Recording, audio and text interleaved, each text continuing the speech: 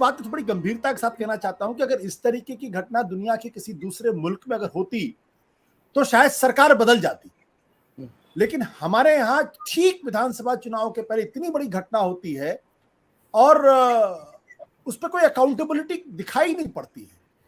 तो ये इसको आप किस तरीके से आप देखना चाहते हैं, कैसे आप इसको एनालाइज करेंगे, ये कहाँ की दिक्कत है, क्या प्रॉब्लम है? ये बड़े दुख के साथ मैं ये कह रहा हूँ आशु कि एक शब्द होता है जमीर, कॉन्शियंस। इस देश का जमीर, कॉन्शियंस खत्म हो चुका है, मर चुका है। और वो जो आपने सवाल गर्ग साहब से पूछा या धीमन से पूछा, चिरंतन काल से कार्यवाही कभी भी रिस्पॉन्सिबल लोगों की नहीं हुई है और आजीवन काल तक नहीं होगी, क्योंकि हमारा जो इकोसिस्टम है उसमें रसूख वाले इंसान, और ये रसूख केवल राजनीतिक रसूख की बात नहीं कर रहा हूँ, ये पैसे का रसूख भी हो सकता है, ये इन्फ्लुएंस का रसूख भी हो सकता है। 1995 में सोनीपत नाम का एक जिला है हरियाणा में, उसमें डाबवाली में एक आग लगी जिसमें 465 लोगों की मृत्यु हुई, उसमें ज्यादातर बच्चे थे। कोर्ट के बार बार डंडा मारने के बाद भी जो वहां के अधिकारी लोग थे उन पे कार्यवाही करने में सरकार रिलक्टेंट थी। 1996 में दिल्ली के लालकुआं इलाके में एक कंप्लीट मार्केट इलीगल चल रही थी केमिकल्स की, जिसमें आग लगी, जिसमें 60 लोग मरे। 1997 में उपहार ट्रेजेडी में 60 लोग एसफिक्सिएशन से मर गए, और अगर वो एसोसिएशन नहीं होता जिसने कोर्ट में वो लड़ाई 20 साल से ज्यादा लड़ी, तो शायद अंसर्स पे जो भी कार्रवाई हुई वो भी ना होती। वजीराबाद नाम का एक ब्रिज है दिल्ली के अंदर, जहां एक बच्चों की स्कूल से भरी हुई बस गिर गई, 60 बच्चे बह के मर गए, कोई कार्यवाही नहीं हुई। उसके बाद कुंभकोणम नाम का एक जगह है तमिलनाडु में, जहां एक स्कूल में आग लगी, बच्चे दीवारों से फांद के भाग नहीं पाए, दीवार के बगल में 80 बच्चों की लाशें मिली, उसमें कोई कार्यवाही नहीं हुई। इस देश में अधिकारियों पे जो जिम्मेदार लोग होते हैं या जिनकी प्राइवेट इंडिविजुअल्स जिनकी रिस्पॉन्सिबिलिटी होती है, उन पे कोई कार्यवाही नहीं होती। बॉम्बे में एल्फिंस्टन रोड पे एक स्टैम्पीड हुआ, सबसे पहले ब्लेम किया गया पब्लिक, वहां पर ब्रिज गिरा तो कहा गया कि 10 लोग खड़े होकर वहां हिल रहे थे इसलिए ब्रिज गिर गया। ये इस तरीके का मजाक, किसी की 135 परिवार बर्बाद हो गए हैं और अभी कई और परिवार हैं जिनको इससे उभरने में बहुत वक्त लगेगा, जो इस वक्त अस्पताल में जिंदगी मौत के बीच में झूल रहे हैं। कॉन्शियंस मर चुका है इस देश का, इसमें भी राजनीति होती है। आज मैंने देखा कई लोग सोशल मीडिया पे ये पब्लिक को ब्लेम करने के अलावा कुछ लोग अर्बन नक्सल को ब्लेम कर रहे हैं, कुछ कह रहे हैं कि देखिए 2 दिन पहले कुछ लोग कह रहे थे कि साहब इसमें कोई साजिश होने वाली है, ये साजिश है, किसी ने जानबूझ के किया है। ये किस टाइप का मजाक चल रहा है इस देश में मुझे पता नहीं। गर्ग साहब ने बहुत सही कहा, चुनाव में निर्णय वोट देने का लोग बिल्कुल अन्य कारणों पे करते हैं। इस देश में शायद लोग इन्हीं और कारणों पे वोट देते हैं, इन कारणों को लोग हफ्ते भर में भूल जाते हैं, किसी को याद नहीं रहता। जब मामला कोर्ट कचहरी पहुंचता है तो 6 महीने बाद हमें पता चलता है कि साहब कोई कार्यवाही नहीं हुई, कोर्ट सवाल पूछता रहता है, कुछ नहीं होता है। अकाउंटेबिलिटी इस देश में, आप वो जो 9 लोगों की फोटो आई है जिस दिन पुलिस ने परेड किया उन लोगों को, ये इस देश की अकाउंटेबिलिटी है। 2 सिक्योरिटी गार्ड, 3 टिकट क्लर्क।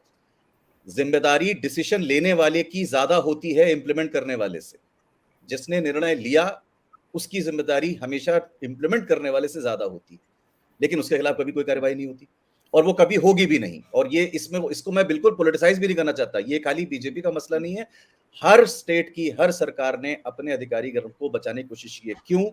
क्योंकि इस देश में सिविक अथॉरिटीज को ठेकेदार चलाते हैं। इस देश में ठेकेदारी और कॉन्ट्रैक्टर सिस्टम ने सिविक एडमिनिस्ट्रेशन को कंप्लीटली टेक ओवर कर लिया है। ये तो घटना है जहां 135 लोग की मौत हुई है आशु, बहुत सारी घटना होती है जहां 2 लोग 3 लोग 4 लोग की मौत होती है जो हेडलाइनों में नहीं आते हैं।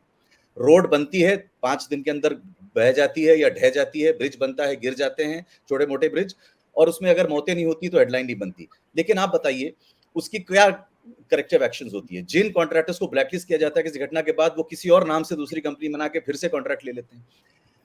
इस देश के नेशनल एडमिनिस्ट्रेशन को सुधारने का क्रेडिट कोई भी सरकार ले सकती है, इस देश के राज्य की स्टेट लेवल के सुधारने का कोई भी सरकार क्रेडिट ले सकती है, लेकिन इस देश में जो सिविक मैनेजमेंट है, शहरों को चलाने की जो व्यवस्था है, उसको ठेकेदार चलाते हैं। वो स्ट्रैंगल होल्ड है, और उन ठेकेदारों का जो नेक्सस है अधिकारियों के साथ और राजनेताओं के साथ उन इलाकों के, उस नेक्सस की वजह से इस देश के शहरों में और इस देश के जो पब्लिक प्लेसेस हैं, जो पब्लिक सेफ्टी का कॉन्सेप्ट है, उस पर हमेशा कॉम्प्रोमाइज होता रहेगा।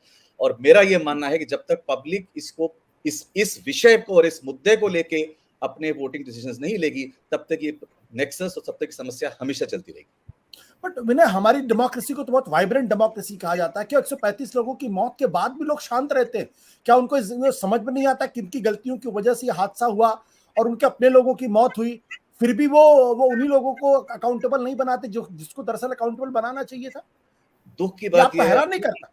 बहुत ज्यादा हैरान करता है। और दुख की बात यह है कि मौत को कभी आंकड़े का विषय नहीं बनाना चाहिए। आपने कहा 135 लोगों की मौत के बाद कोई क्या किसी को फर्क नहीं पड़ता। मैंने डाबवाली में देखा 465 लोगों की मौत के बाद भी कोई फर्क नहीं पड़ा। और मैं आपको बताऊं, डाबवाली बहुत छोटा सा एरिया है। अगर आप उस आग के बाद डाबवाली जाते तो आप रियलाइज करते कि 465 मौतों में लगभग एक भी घर ऐसा नहीं था उस पूरे शहर में जिसके घर से किसी ना किसी की मौत नहीं हुई। बच्चे थे उसमें बहुत सारे, क्योंकि वहां पे एक फंक्शन चल रहा था भारत के स्वाधीनता का। उसके बाद भी फर्क नहीं पड़ा। प्रॉब्लम यह है कि हमारे देश में दो प्रॉब्लम है। एक तो हमारी मेमोरी बहुत शॉर्ट है। हम बहुत शॉर्ट टर्म मेमोरी में, हम हफ्ते भर में जिंदगी आगे बढ़ जाती है, क्योंकि शायद समस्याएं बहुत हैं या हम अपनी डे टू डे जीवनी में इतने व्यस्त हो जाते हैं कि हम भूल जाते हैं, पहली। दूसरी, इस देश में हर तंत्र के हर हिस्से के अंदर चलता है एटीट्यूड कूट कूट के भरा हुआ है। उपहार में आग क्यों लगी थी, 60 लोगों की जान क्यों गई?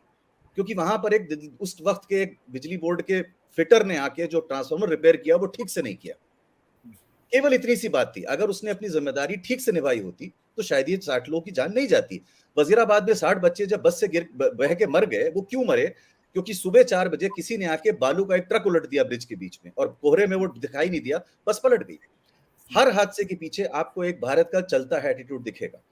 इस मामले में एक भी ऐसी चीज नहीं है जो एडअप हो रही है। मोरबी के मामले में एक संस्थान को कॉन्ट्रैक्ट दिया जाता है जिसका कोई लेखा जोखा नहीं है। वो संस्थान का मुखिया एक प्रेस कॉन्फ्रेंस करके अनाउंस करता है ये 15 साल चलेगा। वो ब्रिज 4 दिन के अंदर गिर जाता है। अब सब अपने अपना पल्ला झाड़ के कह रहे हैं साहब हमने तो इजाजत ही नहीं दी थी। इस देश में आप अपने घर के बाहर 10 ईंटें रख लीजिए और सिविक अथॉरिटी और पुलिस के 4 लोग आपके घर में आके पूछने लगेंगे कि क्यों रखा हुआ है आपने। मैं ये नहीं मान सकता कि वहां के सरकारी अधिकारी को ही नहीं पता था कि ब्रिज खुल गया, और अगर पता था तो उस इलाके का एसएचओ, जो बीट कांस्टेबल, सब इंस्पेक्टर, चौकी इंचार्ज, किसी की तो जिम्मेदारी होनी चाहिए कि साहब ये ब्रिज कैसे खुला, इसके पास इजाजत नहीं थी। ये असंभव है कि इस देश में आप कोई भी कार्यवाही बिना सरकारी जानकारी के कर सकें पब्लिक प्लेस में, जहां इतने सारे लोग आया जा रहे हैं। उस राज्य के एक बीजेपी के एमपी के परिवार के बहुत सारे लोगों की मृत्यु हुई। तो ऐसा नहीं है कि वो किसी को मालूम नहीं था, किसी को जानकारी नहीं थी कि वहां पर ऐसी घटना है, ऐसा ओपन कर दिया गया है। समस्या यह है कि nexus over rules over powers everything. हर चीज नेक्सस पे चल रही है। सिविक मैनेजमेंट नेक्सस पे चल रहे हैं।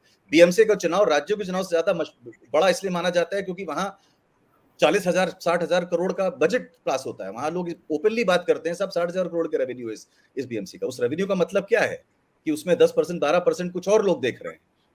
यही समस्या है इस देश की। और पब्लिक को शॉर्ट टर्म मेमोरी को छोड़ करके थोड़ी लॉन्ग टर्म मेमोरी बनाना आवश्यक है। ये बहुत दुख की बात है।